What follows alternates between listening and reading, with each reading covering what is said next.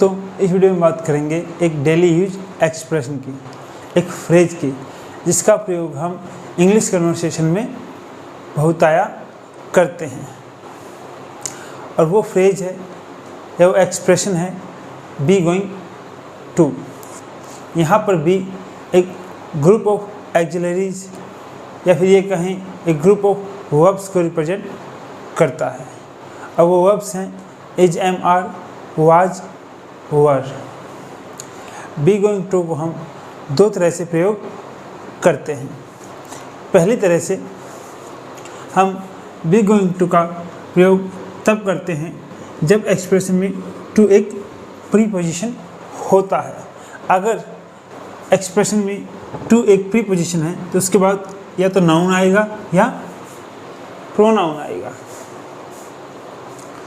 और इस केस में बी गोइंग टू हमें यह बताता है कि जो वाक्य का सब्जेक्ट है वो कहीं जा रहा है और टू के बाद आने वाले नाउन या प्रोनाउन वाक्य के सब्जेक्ट का डेस्टिनेशन है, यानी कि मंजिल है जहां वो जा रहा है।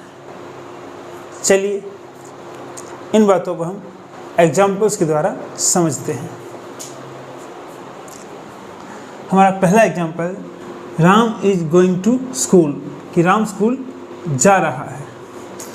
यहाँ पर आप देख सकते हैं कि राम वाक्य का सब्जेक्ट है और स्कूल उसकी मंजिल है जहाँ उसको जाना है। और टू प्रीपोजिशन ऑफ डायरेक्शन है जो हमें वाक्य के सब्जेक्ट राम और स्कूल तक की डायरेक्शन को बताने का काम कर रही है। इसी तरह हमारा दूसरा एग्जाम्पल है I am going to the office, कि मैं ऑफिस जा रहा हूँ। यहाँ पर आई वाक्य का सब्जेक्ट है और ऑफिस वो डेस्टिनेशन है या मंजिल है जहाँ पर वाक्य के सब्जेक्ट को जाना है। आई एम इल, मैं बीमार हूँ। I am going to a doctor, और मैं एक डॉक्टर के पास जा रहा हूँ। आई वाक्य का सब्जेक्ट है और उसको डॉक्टर के पास जाना है, यानी डॉक्टर उसका डेस्टिनेशन है, वो मंजिल है। Rohini is my friend, I am going to her, कि रोहिणी मेरी दोस्त है और मैं उसके पास जा रही हूँ। यहाँ भी वाक्य का सब्जेक्ट आई उसके दोस्त के पास जा रहा है, यानी उसका दोस्त उसकी मंजिल है। इसी तरह she is going to the door, कि वह दरवाजे तक जा रही है। यहाँ पर शी वाक्य का सब्जेक्ट है और द डोर सब्जेक्ट की मंजिल है जहाँ तक वह जा रही है। दोस्तों जब हम इस फ्रेज को इनफॉर्मल वे से, अनौपचारिक तरीके से बोलते हैं तब हम इसको गोइंग टू के रूप में प्रोनाउंस करते हैं। इससे बोलते वक्त एक फ्लो बनता है, जैसे कि Ram is going to school, I am going to the office, I am ill, I am going to the doctor, Rohini is my friend, I am going to her, she is going to the door. तो दोस्तों यहाँ से आपको समझ में आया होगा कि जब हम बी गोइंग टू को प्रयोग करते हैं और इस केस में टू एक प्रीपोजिशन हो तो उसके बाद एक नाउन या प्रोनाउन आता है और यह हमें यह बताता है कि वाक्य का सब्जेक्ट, जिस वाक्य में हम इस फ्रेज को प्रयोग करने जा रहे हैं उस वाक्य का सब्जेक्ट कहीं जा रहा है और टू यानी कि जो इस फ्रेज में एक प्रीपोजिशन है उसके बाद आने वाला नाउन या प्रोनाउन उस सब्जेक्ट की मंजिल है। और जब हम इस फ्रेज को फॉर्मल वे में बोलते हैं तब इसका प्रोनाउंसिएशन गोइंग टू होता है। I am going to the office, I am going to school,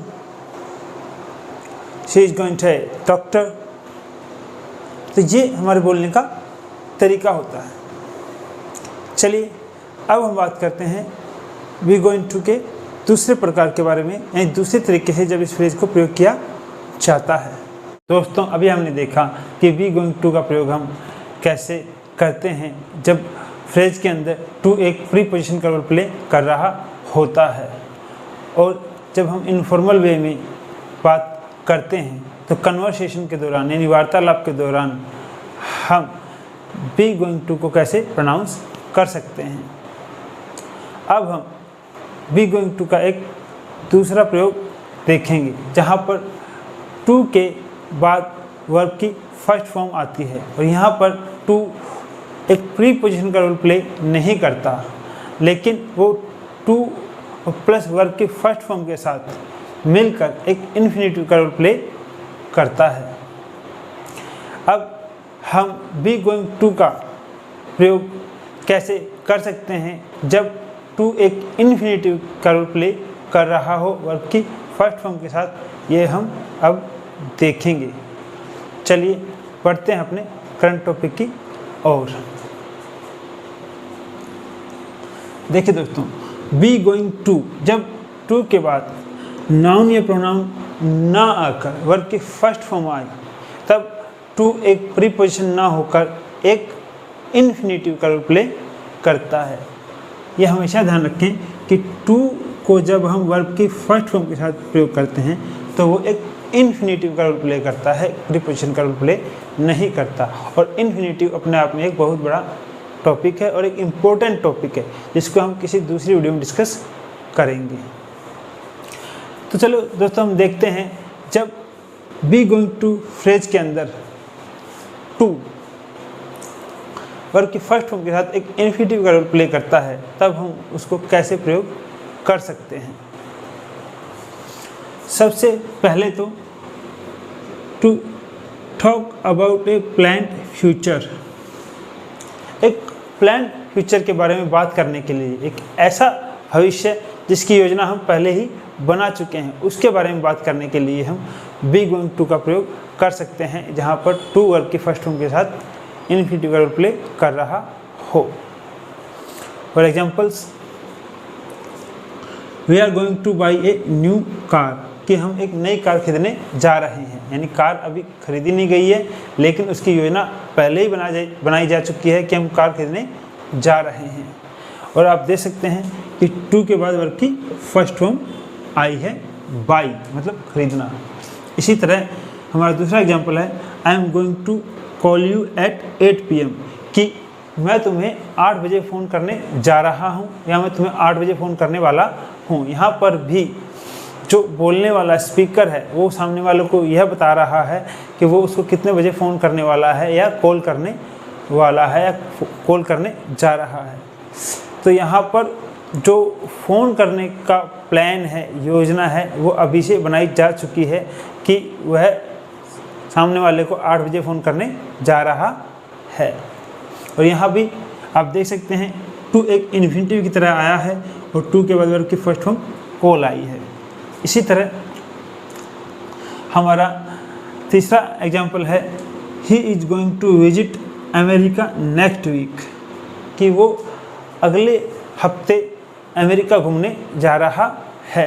मतलब अभी जो वाक्य का सब्जेक्ट ही है वो अमेरिका घूमने नहीं गया है, लेकिन ये प्लान, ये योजना पहले ही बन चुकी है जिसको कि सामने वाले को बताया जा रहा है कि वह अगले हफ्ते अमेरिका घूमने जा रहा है। यहाँ पर भी आप देख सकते हैं टू के बाद वर्ब की फर्स्ट फॉर्म विजिट आई है, यानी इन तीनों ही एग्जाम्पल्स में जो टू है वो एक इन्फिनेटिव का रोल प्ले कर रहा है। तो सबसे पहला जो प्रयोग हम बी गोइंग टू का कर सकते हैं जहाँ पर टू के बाद वर्ब की फर्स्ट फॉर्म आती है वो होता है एक प्लान फ्यूचर को बताने के लिए, एक ऐसे भविष्य को बताने के लिए जिसकी योजना पहले ही बनाई जा चुकी है। जो दूसरा प्रयोग है बी गोइंग टू का जहाँ पर टू के बाद वर्ब की फर्स्ट फॉर्म आती है वो है things that are on the way, ऐसी घटनाओं को बताने के लिए जो होने वाली हैं, यानी कि प्रेडिक्शन करने के लिए, संभावनाओं को बताने के लिए। लेकिन दोस्तों जब हम बी गोइंग टू के साथ किसी संभावना को बताते हैं या किसी प्रेडिक्शन को बताते हैं तब हमें यह ध्यान रखना चाहिए कि उसके साथ हमें कोई रीज़न भी देना होगा, क्योंकि बी गोइंग टू के साथ जो संभावनाएं बताई जाती हैं, प्रेडिक्शन की जाती हैं, वो फैक्ट्स बेस्ड होती हैं, मतलब तथ्यों पर आधारित होती हैं।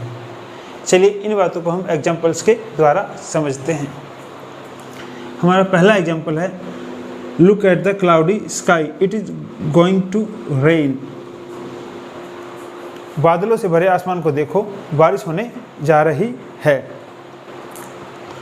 बारिश होने जा रही है या बारिश होने वाली है, यह एक तरह की संभावना बताई गई है, लेकिन इसके साथ एक रीज़न भी दिया गया है कि हमने ऐसा क्यों कहा।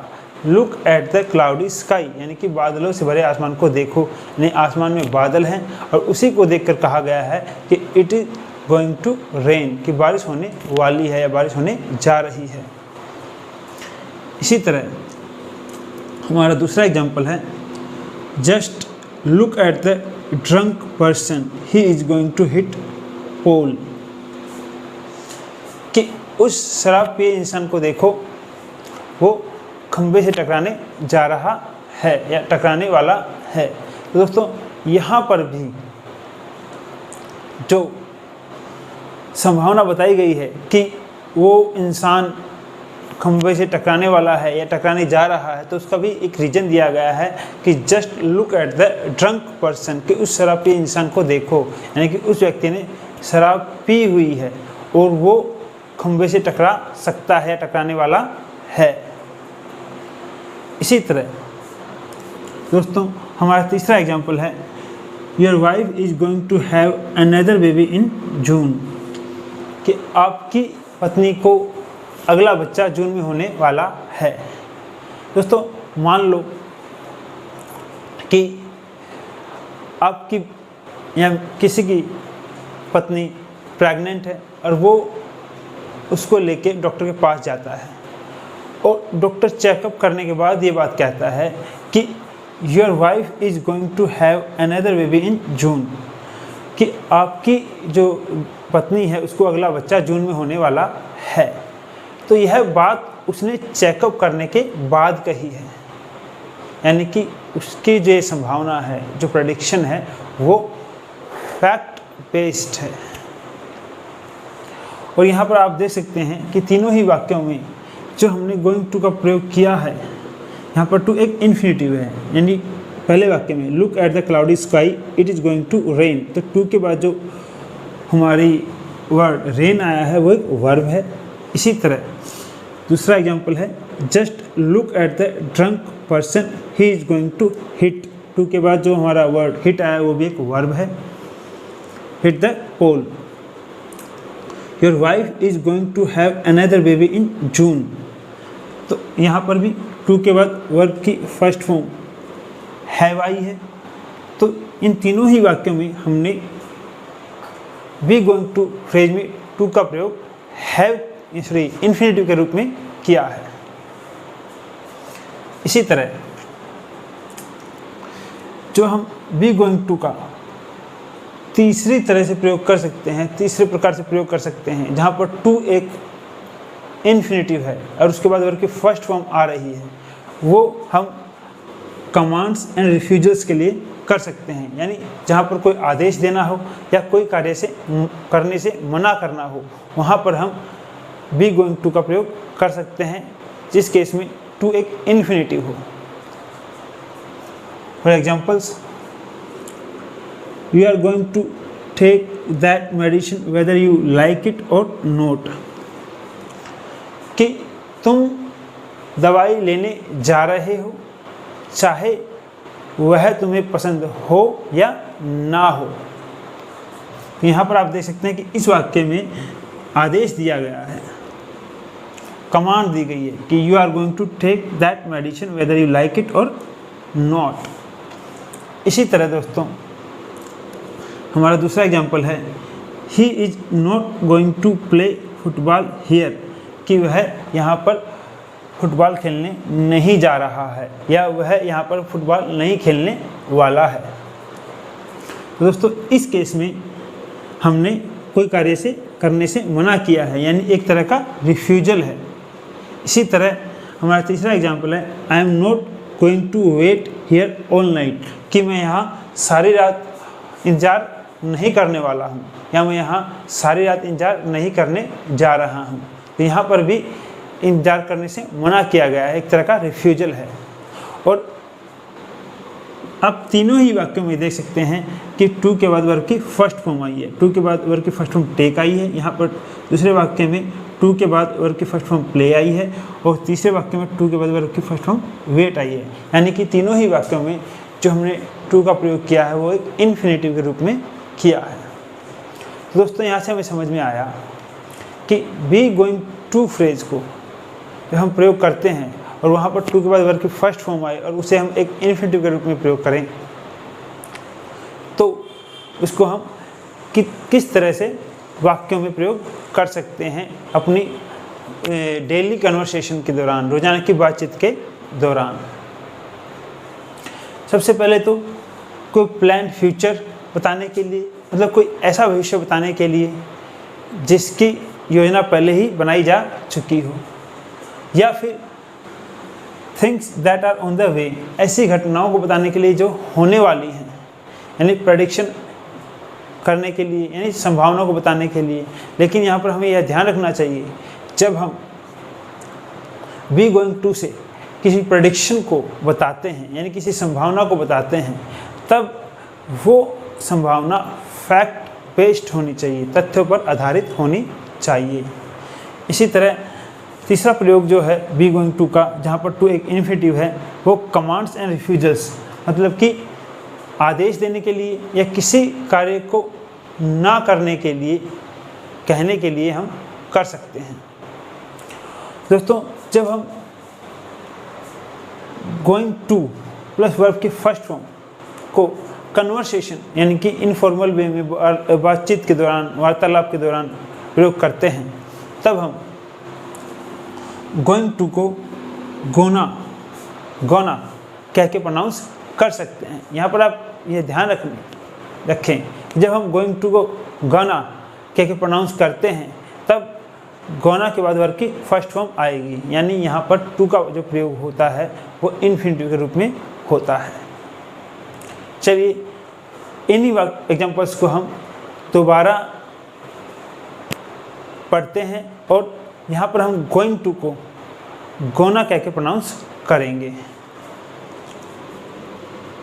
We are gonna buy a new car. I am gonna call you at 8 p.m. He is gonna visit America next week. Look at the cloudy sky. It is gonna rain. Just look at the drunk person. He is gonna hit the pole. Your wife is gonna have another baby in June. You are gonna take that medicine whether you like it or not. He is not gonna play football here. I am not gonna wait here all night. चलिए दोस्तों, आपको समझ में आया होगा कि हम B going to phrase का प्रयोग डेली कन्वर्सेशन के दौरान, यानी रोज़ाना की बातचीत के दौरान कैसे कर सकते हैं। हम दो तरह से बी गोइंग टू फ्रेज का प्रयोग कर सकते हैं। नंबर एक, जब बी गोइंग टू में टू एक प्रीपोजिशन हो और उसके बाद कोई नाउन या प्रोनाउन आ रहा हो, और उस दौरान जब हम इनफॉर्मल वे में बातचीत वार्तालाप के दौरान फ्लो क्रिएट करने के लिए बी गोइंग टू को गोइंग ट कह के प्रोनाउंस कर सकते हैं।